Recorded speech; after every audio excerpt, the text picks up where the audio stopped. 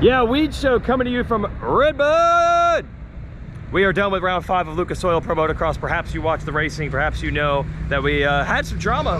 The win streak for Jet Lawrence is done. It looked like the Honda win streak in the 250 class is going to continue with Hunter Lawrence, but a miraculous and unbelievable comeback in the second moto for Joe Shimoda puts him on top overall with 1-3 moto scores. It is a testament to perseverance and just not giving up. I won the first moto after Jet's bike blew up, outdueled Hunter, who I think was also afraid his motor was going to go. But the big problem was in Moto 2, Joe was like, dude, 30th or something after getting tangled up on lap 1, and he came all the way back to 3rd and then actually ripped the overall out of the hands of Hunter, who could have won it with a 2-2. Unbelievable. Whoa, congratulations. Thank you. Did you just get a bad start first and then get caught up? Yeah, I got a bad start. I was like 10th, maybe 9th. Yeah. Oh, not bad. No, like it was bad.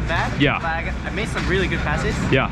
But on the roller, like Justin Cooper, RJ, Boland, they're all crashing. I couldn't see it because it was behind the roller. Oh, okay. So I landed on the bike. Yep. Went down, got back up, kept going, and at one point I was in 3rd. Like 5 laps ago. Yeah, but you didn't know. I didn't know. Yeah. My front roller was bent. Oh my, really? So when I jumped, it would lock my front wheels slowly. Yeah. So I had to kind of back out on the last 3 laps, but just had enough to have Levi behind me. Yeah. Which that made. Because we saw you go by the mechanics area and you were pointing down. I didn't know what that was, so they might know, but. Okay. That's a little sketch over jumps like that. Yeah. I mean, it is. Yeah, exactly. I felt it. What do you think? Obviously, the Lawrence has had some crazy stuff happen to them, but you were faster than qualifying. So what were you feeling it today in general? Besides just the win, I mean, the qualifying time too. I mean, yeah, the qualifying, pretty pumped because I'm not really a good qualifying guy. Yeah. Just because I'm always pushing too much to where it make it worse. Oh, so, okay. Yeah, you said you did that in Moto 2 when you were trying to come back too, right? You were rushing it. I mean, you have to kind of. You have to, yeah. You're sending it, but sometimes sending it is actually slower. Yeah. Okay. That's what I think. Yes. So qualifying, do you think you figured something out, like how to back it down a little bit? I think so. Because it was 2 good qualifying sessions, not just one. So. Yeah. Maybe, something clicked off. I hope I can bring this to something. Yeah. Pretty awesome. I need to be chillax, you know? Yeah, don't be aggro. Opposite of aggro. Okay. All right, congrats, Joe. Yep. All right, so there we go. We got a new winner in the series and a new winner in the career, because he had actually never won one of these overall, had never won a moto, had never been fastest in qualifying. He did all that. It was pretty impressive. We'll see who else we can find here in a second. I do see Ryder D, who made his pro debut today. What's that? Thank you so much for this. Taylor Will. Oh yeah, cool. Right on, guys. Thank you so much. Right on. Yep. Thank you so much. Davey hooks people up, you know. So Ryder D, I think he's debriefing with Mitch Payton and his parents, so I don't want to interrupt that, but it was his pro debut and it was pretty good, actually. He could have got a good start in Moto 1 and ended up tipping over, and whole shot Moto number 2. We'll see who else is around here as we cruise the pits. I'll be right back. All right, we're back. We found more people. Yeah, it's good times. Chance Hymas, you raced yesterday. I did. Anything not happen? I just saw chaos. That's all I saw. There's a lot happened. Yes. I mean, hit the ground more times than I was probably on the bike. So. Okay. It was a good time. It was a good experience. It was only about the experience, right? Only about the experience. It's not about the pay or the results. Right. Yeah. We're here to learn. That's right. Did you learn? Did you learn? I learned a lot. Yeah. I learned a lot. Don't go into the fence. Right. That's something. Okay. I mean, I learned that I need to stay up if I want to win. Okay. Why didn't you tell him this, Weimer? You should. Aren't you a coach? Can you help the guy? Don't crash. Chad Reed was his coach. Oh, you're on Reed's team. I had the weekend off. So it's actually Reed's fault. It's Chad? Reed's fault. Yeah. Because I don't remember you crashing a lot last time. Well, you weren't the coach at either combines. I told him, why do I only see you crash when you race? We practice all the time. And it never crashes. It's the way it goes. So, the way it goes. I don't know. So when you're there solo, no problems. No, we're good. Yeah, you're good. Can you show me your knee real quick, Weimer? Oh, this is so gross. Oh, get that fixed. Get it fixed. I'm not a doctor, but get it fixed. See you guys. Jake Weimer, that's Chance Hymas, who was expected to run up front with Hayden Deegan yesterday, but as you can tell, that didn't happen with a lot of crashes. But there'll be some rematches with other combines as the year goes on, and he'll be racing, I believe, A-Class at Loretta's. They're not doing the turning pro early thing, because Ryder D technically is only racing the first 2 rounds, or the next 2 rounds, and then technically it's going back to Loretta's. But I've heard if he goes over the 40-point mark and loses amateur eligibility, they're like, hey, you're doing good, so we'll just keep you pro. I don't know if that's actually true, but that's just kind of what I heard. I don't know if there's a plan. It's just like loose plan. Where are we at? There's a Plessinger over there, but he's hanging out with some old buddies. 450 class. Don't look now, everybody. Don't look now. Eli Tomac is starting to get on a roll. He's won 2 in a row, and we are on a stretch of tracks that are very, very good for him. Southwick, he's a beast, even in a bad year. 2016, he only won 2 races overall, and it was Southwick at Washougal. Relatively bad year for Tomac, okay? Only winning 2 races, and then sandwiched in between those rounds is Millville, and you know he's super fast there. So, what's up, Dave Arnold? So that is gonna be tough. Chase Sexton's points lead is down to 7. Chase rode well today, there's no doubt about it, but his starts weren't there, and he might have had a shot at Tomac in Moto 2, but Jason Anderson tipped over, and Sexton got caught with him. And that's one of those things you could say, you know, that's what the starts do. Tomac was great with the starts today, even whole shot, first moto by a long way. Add that all up, and Sexton didn't have a chance to run with him. But Sexton, who's always pretty darn honest about a lot of things, has said, you know, sand is not his specialty. Being a Midwesterner here, you don't want to let the RedBud track fool you. It's sandy here. Yeah, we're good. It's sandy here, but that's not the normal ground in this area of the country. So he admits he needs to do some work in sand, and that's where we're going. Southwick, Millville's pretty sandy too. So a lot going on for him to try to maintain that lead. But more importantly right now, he's got a lot of local fans. And what's up? I'm gonna ask him completely unrelated to the race today, because you've already been talking about that. That's the team race I wear. Really? Yeah. Choice of champions. Yep. You're an asterisk guy. That's right. Okay. First of all, how much, I do have one question today. Just what was your atmosphere of family, friends, old people that you knew back in the day? A lot of family here. My whole family was here. And then obviously I had a lot of like cousins that was here. And yeah. It was cool. This place is electric in general, but yes, for me, it's crazy. The podium was unbelievable. Look, sometimes it's like you have a routine. Does that make it difficult in some ways, actually? Yeah, I mean, home races they're obviously really good. But yes. They also have that, not pressure, but they have a little bit of inconvenience with just the people. But sure. It's I wouldn't change it, because you got to have a home race. And yeah. Indiana's another good one for me. It's close. So this one though is, I know the Richies really well. I've never really done that good here, but today was better. So I was just saying this. Yeah, you've admitted that sand is not your best stuff, and even though this is sandy, this is not typical of the area. Like, you didn't grow up on sand. No. So that's what you're learning. I'm actually really encouraged with how my sand riding is right now. I was really good on this half of the track where it's sandy, and I'm ready for next weekend, because like my riding, especially riding Tyler's place in Florida, it's like a GP kind of sand track. Okay. And we have no jumps right now. It's a turn track only, so it's just gnarly. Out, yep. So That's I'm looking forward to next weekend. Okay, my bigger question is this. Back in the day when you were coming on board as an amateur, it was like, hey, I didn't ride during the winter. I think I'll be fresher, I'll be less burned out.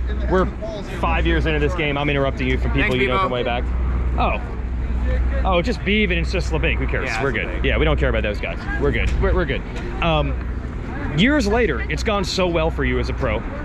Do you look back at that and like, yeah, that did come true? Like the not riding 24/7 as a kid is helping. Yeah, it was. I think it was kind of my dad's master plan a little bit, because he knew that. I think he knew deep down that as I progressed in my career, I was going to be fresher, wanting to ride more, and I was always like, why aren't we riding? Like, why aren't we going south? Like, I need to be riding, because I wasn't doing that good, especially Spring Nationals. At the first race of the year, I was horrible. Really? So this year, like now, I'm like pretty refreshed, and like even from last outdoors, I kind of got not burnt out, but like my results weren't that good. I wasn't really great with the bike, and like this year is completely opposite. Like I'm strong at the end of the motos. I'm like wanting to go race every weekend, and it's just cool. It's someday, especially because this is like from last year. I didn't finish all the outdoor mini races, so like this is like my first real full year so far. Yes, and you don't feel it. Like the volume isn't getting you. No, last week, I will say the week after High Point, I was pretty tired, but I kind of allowed myself to be, because it's like, you don't have to race. If I was had to race the weekend after, I would probably have been like, all right, let's get going again. But good to have a weekend off. Yeah, I'm fresh and ready to go. And okay, that if you go into those spring races and you're horrible, okay, you won some races, but you weren't dominant. Does that even give you that little like underdog motivation? Like someday I'm gonna get these guys. Well, I've pretty much been an underdog my whole career. No matter if it was 250 class, 450 class. I finally feel like I'm kind of hopefully breaking out of that a little bit. But it's been my career has been an uphill battle. The 250 class, obviously that first championship was due to Austin crashing, and I wasn't the best guy, but I ended up winning the championship, which you have to be at every race, so it still counts. Yeah. The next year I was pretty good. Like that was legit. That was legit. Like that was me. But then I moved up right after that just to throw me into a whole new pack of wolves. But you were freaking fast from the start. I've always had really good speed. I think actually my speed has only gotten better since I got on the 450. Oh, I agree. So, but it's taken me a while to kind of figure it out, and I've had crashes like everyone knows, but it feels different. Does that underdog thing give you some drive, you think, though? It does. Like I said, my career has been just trying to fight through and push through the people that are in front of me, because amateurs, it was Faulkner, 250s, I was good in Supercross, but not great outdoors. Yeah. And then now I've been like obviously under, like Kenny has been really good. Yeah. And there's 5 guys that are still really good in the 450 class, but I feel like I'm starting to kind of break through, which I'm still not winning every weekend, but I'm getting to the point where I feel like I'm kind of breaking through that. But I still have the motivation.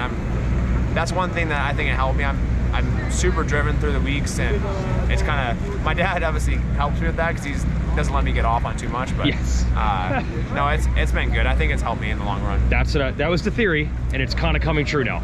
I hope so, but if we gotta turn this into championships, that's the goal. Okay. So if the 450 championship's where it's at, so that's what I want to do. Red plate. So far, so good. Yep. All right, thanks, Chase. Yep. That was good stuff. Been meaning to ask that for weeks. Wow, power team right here. Yeah, I know. I need the microphone in here. We'd have like 6 months ahead on rumors. That'd be great. Maybe 6 years. Yeah. Break some news. Our Weege Show is brought to you by DID Chains. Have I mentioned that every week? What's up, everybody? Oh, what's up? Oh, yeah, you guys love Weege Show. Yeah, I appreciate that. DID Chains are the choice of Team Honda right over here. There's a logo that says DID right there. Yeah. Hey, I got a knee brace on, man. I had a knee brace on. I'm hurt, but I'm digging deep. Didn't you just sprain your knee? It did a little dramatic. It was the other leg. It was the other leg the other weekend. What the? I got a free knee brace out of the deal, dude. Don't back. Why is this so dramatic? Look, you've heard of method actors. I'm a method reporter. I go through what you guys go through. Look, he's fine. I wasn't even hurt. He's like moving. Wait. He's like 18. Dude, that hurt. He's like 18. You're like our mate. Oh, you're 18-year-old. Yeah. Is it high drama? Yeah. This is. Dude, I feel great. I roosted you this morning there, and I thought you would have taken it off, but you was hanging. Mitch Payton is dumb enough to believe everything you were saying. No, Mitch he should know by now. No, Mitch was a viable source. Yeah, Mitch was just like, hey, what's the other leg? He's like a really. Mitch actually says he's like no. If there's anyone that would take notice, Mitch. He literally is like, so you really did put it on a different leg last week? I'm like, no, that's just Mert saying that. Come on, man. It's too much. Hey, shout out to Asterisk. Thanks for the braces. Shout out. Oh, he does it. He's a product. Shout out to Asterisk. Only guy. Wow. Yeah. Oh, good luck getting paid by Asterisk. He's doing free shout outs to our product. I just learned the negotiation tactic. I should have held out for more. Yeah. Okay, it's worth a cash payment. Edit it out. Oh, okay. Well, DID pays for this show. Second knee brace before you shout him out. We're gonna see him with a shoulder brace next weekend. 2 knee braces. Yeah, I'll get one of those. Hey, I need a free helmet now. I'm almost getting taken out. Oh my gosh. Oh my gosh. There's gonna be some money involved. Good times on the show. Thanks for the support, guys. Yeah. All I was doing was coming over to get this logo, which is the DID. There we go. The show's sponsored by DID. I just had to get that in there. Yeah. Wow, it's a tough day today. Got to work out that lactic acid beaks. We got to stretch it out. Wow. Sit up. Hey, okay. As I'm drinking a Coke. Oh, it's like a 1-to-1. You're gonna burn how many grams of sugar are in there? Like 50? I don't look. You don't want to know. 61. Ah, delicious. He's going 62 calories here, or 62 grams on this ride. He'll still have maybe 52 to go when the time he's done. No, he's on gnarly resistance on that thing. Gnarly. All right, that's our show. Thanks to DID Chains. Hey, I heard you were a racer. Yeah, man. You race? Yeah. Why? Two-time mammoth champion. What inspired you to do a gate drop? Like, why here? Why now? He's never won mammoth. I've never won mammoth. Really? I never got a bear. he Did has you now. do it before? Did you race it in your amateur days? Probably raced it like 4 times. And you never won? 4 Those, days. can I say, less lean days? Husky days? That's what my Gap jeans were called. Okay. I didn't know what it meant, but They were husky. they were husky size. Oh, so in your Honda days, you were not racing it when you were like elite. I think I was going to and like pulled my groin or something. Oh, and by the way, Lars gets one darn weekend off, and he gets dragged to a darn race. It okay? was his idea. Okay. So I didn't feel too bad. Hard-working crew. You might want to go and help. Yeah. Yeah. All right. Congratulations. That's Trey Kennard, racer Trey Kennard, who won Mammoth. Oh wait, hold on. I gotta go. My leg hurts. I gotta sit down. Maybe Doc G can work on me. That's our show, everybody. Things are really heating up between Sexton and Tomac and the Lawrences. As you can see, tensions are really high over there. Like, oh my gosh, tensions are high.